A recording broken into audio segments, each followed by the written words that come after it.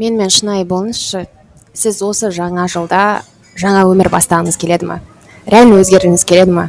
Реально мақсаттарыңызға жеткіңіз келеді ма? Алдыңғы жылдағыдан өзгеше өмір сүргіңіз келеді ма? Я? Я болса онда менімен бірге болыңыздар. Себебі біз осы жаңа жылды қалай сумен бастауға болады, ақылмен бастауға болады, қалай оған жоспарлар құруға болады, және шынымен де осы жаңа жыл сізге реально өзгерістер алып келетіндей, реально сіз мақсаттарыңызға жететіндей, сондай эффективный жыл болатындай, келесі жылдарыңызда сондай жыл болатындай болу үшін қандай қадамдар жасау керек, қандай сұрақтар қою керек өзіңізге, қалай жоспар құру керек, сол туралы сөйлесетін боламыз. И осы уақытты пайдаланып сіз сыртқа емес ішке қарай жүріңіз. Яғни ішіңізде барлық сұрақтарға жауаптар, оның барлығы ішімізде. Егер біз сол ішімізден бір нәрселерді шығарып алатын болсақ, онда біз реально өмірімізді өзгерте аламыз, иншалла, иә. Сондықтан қазір аласыз да, күнделік аласыз, ручка аласыз, және менің айтқан сұрақтарыма жауап бересіз. Айтып жатқан қадамдарымды жасаңыз. Егер сонда сізде реально мотивация ашылатын болады, и реально какой-то бір қадамдар жасайтын боласыз. Тек қана бір қиял, бір арман болып қана қалмайды, реальный қадамдар жасайтын боламыз. Давайте бірінші бүйтейік. Барлық адамдар сияқты романтикалық андай vision board жасап, карта желаний жасап, армандарыңызды, мақсаттарыңызды жазып, сөйтіп қоймайық. Давайте ең бірінші некомфортный, уродливый нәрседен бастаймыз. Ол дегеніміз реально өз-өзімізге сұрақ қоямыз. 2025-ке, өткен жылға сіз талдау жасаңыз, яғни reflection жасаймыз. Осы 2025-те менімен қандай нәрселер болды? Не нәрселер мені артқа тартты? Қандай нәрселерде мен жеңілдім? Не нәрселер менің жүрегімді ауыртты? Не нәрселерді мен қайталанғанын қаламаймын? Деген сияқты. Сіз егер бір бөлмеден екінші бөлмеге кіргіңіз келсе, сіз бірінші бөлменің есігін жабу керексіз, иә? Сол сияқты сіз егер 2026-ға жаңа адам болып аяқ басқыңыз келсе, онда сіз 2025-тегі ескі әдеттерге, ескі нәрселерге, сізге пайдасына келмейтін ескі нәрселерді қалдырып кету керексіз. Есігін жауып кету керексіз, иә? Сонда сондай ниетпен сіз осылай сұрақ қоясыз. Қалай өтті вообще бұл жыл? И әркім индивидуалды түрде әр адам әртүрлі жауап береді, иә? Ол дегеніміз не нәрсе маған пайдасына келген жоқ. Ол мысалы адамдар болуы мүмкін, бір орта болуы мүмкін, ол сіздің белгілі бір әдеттеріңіз, ойлауларыңыз, әдеттеріңіз, әрекеттеріңіз болуы мүмкін. Мысалы қандай паттерндар қайталанды осы 2025-те, қандай ситуацияларға мен қайта-қайта түсе бердім. Ойланыңыз, неге мен ол ситуацияларды өміріме тарттым, неге мен ол адамдарды өміріме тарттым, неге ол нәрселер қайталанды, мұнда бір қандай сабақ тұр, не нәрсені мен өзгертуім керек деген сияқты солай сұрақ қойыңыз. Сіз айтуыңыз мүмкін, білмеймін, жауабын білмеймін. Жоқ, сіз жауабын білесіз. Просто осы некомфортный, осындай ауыр, қолайсыз жағдайда, ыңғайсыз жағдайда отырыңыз. Я ұяласыз, я қорқасыз, ішіңізде бір сопротивление болады, соның барлығына шыдаңыз, жазыңыз. Егер сіз өз-өзіңізбен шынайы болмасаңыз, онда өз-өзіңізді алдағандай боласыз. Өз-өзіңізбен шынайы болу арқылы ғана сол көлеңкі жақтарыңызды, өзіңіздің минустарыңызды, бір кемшіліктеріңізді түсіну арқылы ғана сіз өсе аласыз, сіз өзгере аласыз, сіз өз-өзіңізді емдей аласыз. Және мынадай сұрақ қойыңыз. Қазіргі өмірімде не нәрселер, қандай өмірімнің сфералары менің көңілімді талап етеді? Талап етіп тұр, кәдімгідей вниманиемді сұрап тұр деп өз-өзіңізге сұрақ қойыңыз. Ол дегеніміз, мысалы, сіздің денсаулығыңыз болуы мүмкін. Ол дегеніміз, сіздің романтикалық ара-қатынастарыңыз болуы мүмкін. Ол сіздің отбасыңызбен, жақын адамдарыңызбен ара-қатынасыңыз, ол сіздің финансовый жағдайыңыз. Сондай бір өміріңізде хромать етіп тұрған сфералар болады. Сұрақ қойыңыз өз-өзіңізге шынайы. Қандай сфералар менің көңілімді талап етіп тұр? И сол 2026-ға қазір жоспарлар құрамыз ғой, мақсаттарды қойған кезде осы сфераларға байланысты мақсаттарыңызды қоят боласыз. Себебі бұл не? 2026 өзгерістерді әкелетін, шынайы өзгеретін, реально өзгеретін жыл деп өз-өзімізге уәде беріп жатырмыз. Сондықтан ашықтан ашық өз-өзімізбен шынайы болуымыз керек. Так, келесі. Енді сіз тазалайсыз, иә? Түсініп алдыңыз, не нәрсе сізге керек емес екен, не нәрсені 2026-ға апарғым келмейді, оның барлығын түсініп алдыңыз, енді тазалау жүргіземіз. Ол дегеніміз, сіз өзіңіздің бөлмеңізді, өзіңіздің үйіңізді жинаңыз. артық заттарды, керек емес нәрселерді лақтырыңыз немесе біреуге бере салыңыз, алып барғаныңыз 2026-ға, иә. Ол дегеніміз физически сондай үйді тазалау, ол да сіздің миыңызда кішкене ішінде уборка жасауға, кішкене организованность әкелуге тоже әсер етеді, күшті әсерін тигізеді. Егер сіздің шкафыңызда андай бір киімдер болатын болса, который распродажадан алған, немесе андай бір жылтыр күшті бір разноцветный киім алған, сіз бірақ оны сіз особо кимейсіз, немесе сізге мамаңыз берген, сестраңыз берген, подарить ете салған бір киім, бірақ сіз оны бәрібір кимейсіз, андай болады ғой, бір киімдер киген кезде андай ұнатпай тұрасың, комфортын сезінбейсің өзіңді, бір какой-то давить етіп тұрады ғой, сондай киімдерден құтылыңыз, оны алып бармаңыз өзіңізбен бірге, иә. И сіз, мен алдыңғы видеода айтқандағыдай, өміріңізде бір орынды босату арқылы сіз сол орынды толтыратындай басқа нәрселерді тартатын боласыз. Ол киімдерге жабысып қалмаңыз, қанша қымбат қалсаңыз да, қанша жылдырлары күшті бір тойға киемін деген көйлек болса да, егер сіз оны кимей жүрген болсаңыз, орынды алып тұрған болса, бостан-босқа лақтырыңыз, иә. Сонда сіздің оның орнына күшті бір киімдер келетін болады. Орынды босату керек. Келесі тазалайтын нәрсе, ол сіз соцсеттарыңызды тазалайсыз. Почтаңызға кіріңіз, галереяға кіріңіз, толып тұрған, памятьті толтырып тұрған нәрсенің барлығын удалить етіңіз, иә. Және де соцсетқа кіріңіз, инстаграмға кіріңіз, тиктокқа кіріңіз, ютубтан тыңдағыңыз келмейтін, вайптары ұнамайтын, уже сізге тематикасы келмейтін сондай адамдарды ары қарай қарамаңыз, отписаться етіңіз, иә. Тек менен отписка жасамаңыз, мен күштім ғой сондай жасаңыз, жақсы ма? Андай 2026 жылға бір болады ғой, негативный вайп беретін, сондай бір агрессивный реклама жасайтын блогерларға подписаны болсаңыз, немесе сізді өзіңізді салыстырып, өзіңізді жаман сезінетін сондай бір адамдарға подписаны болсаңыз, отписка жасаңыз, жақсы ма?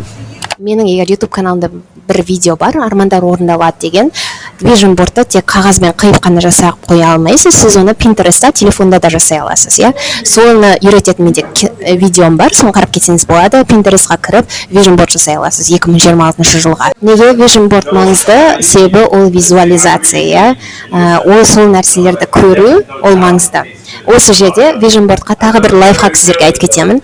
Егер сіз күйеуге шыққыңыз келіп жүрген қыз болсаңыз, немесе уже тұрмыстасыз, бір романтикалық қарым-қатынастарды армандап жүрген адам болатын болсаңыз, онда сіз соған арнайы басқа бір тағы vision board жасасаңыз болады.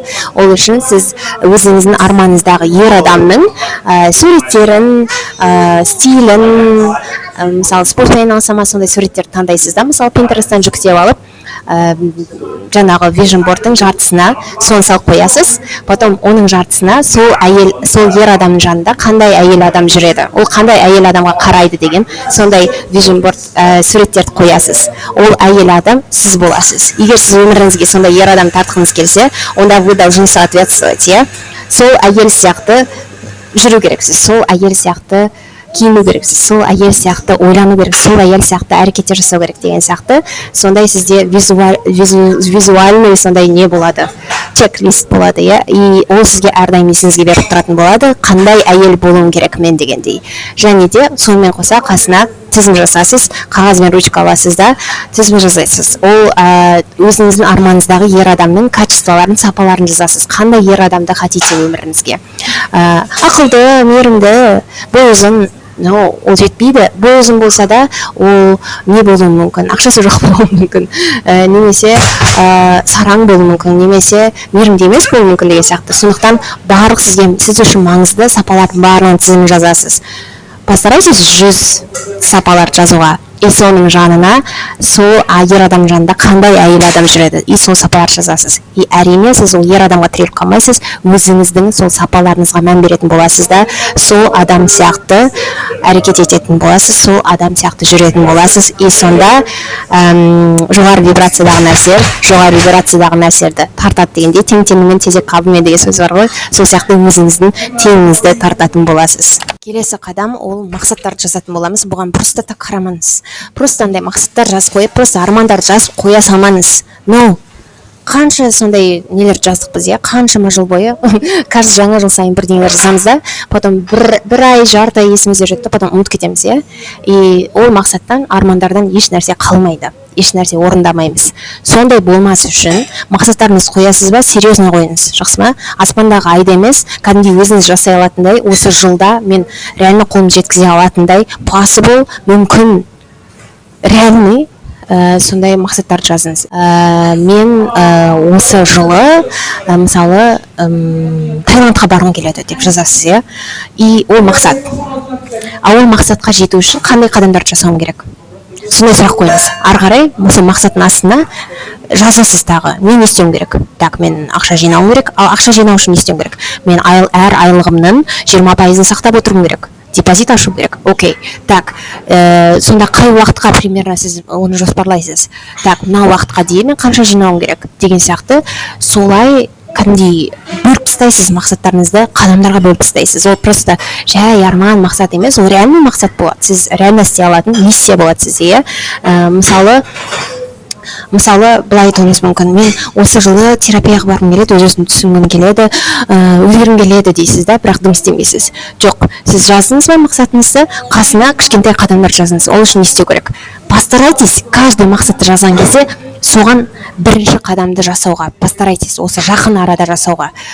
Мысалы, мен осы жылда терапияға барғым келеді, өз-өзімді түсінгім келеді. Окей. Так, бірінші қадам қандай жасай аласыз? Сізде ақша болса, терапияға жазыласыз сразу, біреуге жазылып қоясыз. Немесе бюджетный вариант, библиотекаға барасыз, психологиялық бір кітапты аласыз. Өзіңіздің өміріңізде хромать етіп тұрған, түсінбей тұрған бір психология кітапты аласыз. Ол дегеніміз жаңағы типы привязанности болуы мүмкін, немесе father wound, mother wound деген сияқты бір травмалар, сол туралы болуы мүмкін, барасыз да сол кітапты сатып аласыз. Оған да егер қаржылай мүмкіндік болмаса, онда инстаграмнан іздеңіз, андай кітаптарды алмастыратын жерлер болады, book crossing деген сияқты, немесе гуглға кіріңіз да іздеп жүрген кітабыңызды жазыңыз. Мысалы, ты сама себе психолог, Елена Друма, PDF формат бесплатно скачать деңіз. Болды, шығады сосын неше түрлі нәрселер. Іздеңіз, ерінбеңіз, таба аласыз, и солай әр мақсатыңызға бірінші қадам сразу жасаңыз. Мысалы, мен өзіме былай айттым, ой, осы жылда мен андай күшті иістер шығып тұрады, сондай нелермен суға түсетін боламын, күшті шампуньдармен, брендовый деп сөйтіп айттым өзіме, и кеше бардым да сразу сол нелерді сатып алдым. Иістермен сол нәрселерді, сабын, гель для душа, соларды сатып алдым. Көрдіңіз ба, сіз мақсат қойған кезде, мен бүйтемін, бүйткім келеді демейсіз, сразу әрекет жасаңыз. Бірінші қадамды сразу жасаңыз. И сіз бірінші қадам жасаған кезде уже ары қарай да қадамдар жасағыңыз келеді. Мысалы, менің құрбым, ол машина жүргізгім келеді деп жүрді, бірақ ол машина үйренгім келеді деп жүрген жоқ. Ол барды, сразу курсына жазылды, теориясына жазылды. Получается, ол әрекеттер жасады, сол сияқты әрекеттер жасаңыз. И уже назад пути дороги нет болады, сіз уже артқа қайта алмайсыз. Уже кіріп кетесіз ішіне, commitment, яғни уже уәде беріп қойдыңыз, біреуге үйренген сияқты ғой, артқа қайта алмайсыз уже. Солай өзіңізді косякқа кіргізіңіз. Негізі осы өмірде адамдар скиллстарды, неше түрлі қабілеттерді үйренген дұрыс. Сіз не пропадете. Мысалы, ковид кезінде қаншама адам жұмыссыз қалды. Яғни бір жолмен кету ол тоже рискованный нәрсе. Сондықтан сізде басқа да бір скиллстарыңыз болу керек. Сізге нан табуға көмектесетін, маникюр үйреніп алыңыз, немесе басқа бір тоқуды үйреніп алыңыз, тігуді үйреніп алыңыз, соны айта бермей қайта. Басқа да бір скиллстарды үйреніп алыңыз. И осы жылда постарайтесь сондай бір карьерный рост жасауға қандай курстарды оқи аламын мен. Яғни образованияға да мән беріңіз, ол тек жаңа өзім жақсы көру не ғана емес, образование жағына да мән беріңіз. Интеллект ол ең әдемі сұлулық, ол интеллект. Тем более әйел адам интеллектный болса, ой, хот. Сондықтан өз-өзіңізді хот болғыңыз келеді осы жылда, и қандай курстарды оқым келеді. Ол мысалы SMM курсы болсын, мысалы жаңағыдай более тілдердің курсы болсын, немесе менің мысалы өзімнің карьерный ростыма, мысалы бір конференцияларға барамын деп осылай жоспарлап отырмын. Солай да сіз жоспарларыңызды құрыңыз. Егер ағылшын тілін білетін болсаңыз, Domestika, Coursera, Udemy, Squarespace деген сондай нелер бар, сайттар бар, и сол жерлерде сіз сертификатын ала аласыз, диджитал цифровой курс оқи аласыз, өзіңізге жаңа skills жинай аласыз. Және тағы бір күшті әдет, егер сіз бұл әдетті жасамай жүрген адам болсаңыз, жасап бастаңыз. Осы 2026-да бір күнделік сатып алыңыз, өзіңізге ұнайтын әдемі, и gratitude journal, алғыс күнделігі. Күнде сіз аз дегенде үш нәрсеге сіз бүгін алғыс білдіресіз, соны жазасыз. Ол мысалы біреу маған күлімсіреді, мен бүгін өзім жақсы көретін шоколадымды алдым, және мен бүгін күшті закатты көрдім деген сияқты. Сондай нәрсе болуы мүмкін. Күнделікті сіз бір нәрсеге алғыс ететін болсаңыз, шүкіршілік сезімде жүретін болсаңыз, сондай шүкіршілік сезімін әдетке айналдырған адам болсаңыз, ол осы өмір заңындағы вибрациялардағы ең жоғары вибрациялық деңгейлерді алып тұратын осы шүкіршілік сезімі. И сіз сол шүкіршілік сезімін кәдімгідей программаңызға енгізіп тастаңыз, по умолчанию қосылып тұратындай. Сол үшін көмектесе алатын ол gratitude journal. Сол нәрсені жазуды әдетке айналдырыңыз, и даже бүгін алып, бүгіннен бастап жазсаңыз болады, таңертең оянғанда немесе ұйқыға барар кез. Давайте тағы да бір осы 2026-ға сұрақтар қойып кетейін. Күнделігіңізге жазсаңыз болады. Бірінші сұрақ: қандай сезімдерді, қандай эмоцияларды мен көбірек сезінгім келеді 2026-да? Ол өз-өзіме сенімді болу, бақытты болу, махаббат эмоциясы, чувствовать себя любимой деген сияқты сондай бір эмоциялар жазыңыз. Қандай эмоцияларды сіз көбірек сезінгіңіз келеді? Екінші сұрақ: қандай әдеттерді мен бастағым келеді? Сол сұраққа жауап беріңіз. Келесі сұрақ, маңызды сұрақ: қандай адам боламын мен осы 2026-да? Қандай адам становлюсь, яғни қандай адам болып бастап жатырмын? Әр күн негізі мүмкіндік, әр күнде өзгеруге болады, әр күнді басқаша бастауға болады негізі. Біздің маңдайымызға жазып қойған жоқ, сен осындай адам болдың, до конца осындай адам болуың керек деген сияқты. Әр күн бізге мүмкіндік. Бірақ ол нәрсе клише естілсе де, жаңа жыл бізге мүмкіндік.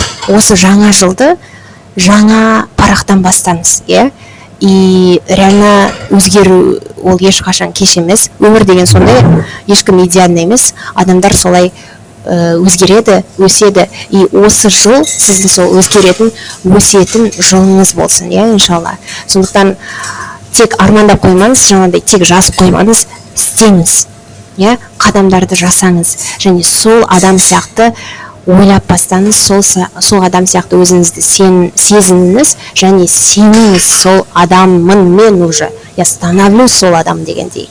Және аффирмациялар жазсаңыз болады, и сол аффирмацияларды оқып жүріңіз. Мысалы, мынадай аффирмацияларды айтсаңыз болады: осы жылда мен өзіме күшті мүмкіндіктер тартатын боламын. Осы жылда мен қаржылай еркіндікте боламын. Осы жылда мен жақсы адамдарды кездестіретін боламын. Осы жылда мен өзім іздеп жүрген жарым, ол мені табатын болады. Осы жылда мен бақытты боламын, бай боламын деген сияқты, сондай бір өз-өзіме сенімді боламын деген сияқты сондай аффирмацияларды айтыңыз. Және өзіңізге индивидуалды түрде аффирмациялар жазып, соны еще сеніп айтуыңыз керек.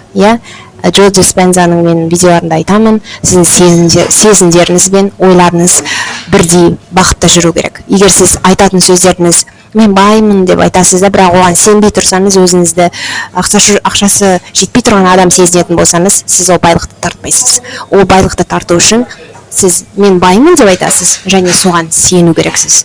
Ол тек материальный нәрсе емес, сіз рухани да бай бола аласыз. Сіз өзіңіздің жақын достарыңызбен сондай сезімдермен бай бола аласыз. Сол байлықтың өзі де материалды байлықты тартатын болады. Ал бұл видео сіздерге пайдалы болды деп ойлаймын. Давайте қағаз алыңыз, ручка алыңыз, отырыңыз, бәрі оливье жасап жатқан кезде, бәрі демалып жатқан кезде реально жоспарларыңызды жазыңыз, өз-өзіңізге уәде беріңіз. Және мен сенемін, бұл жаңа жыл сіздерге жаңа мүмкіндіктер алып келеді деп. Жақсы, келесі видеода кездескенше, бай-бай.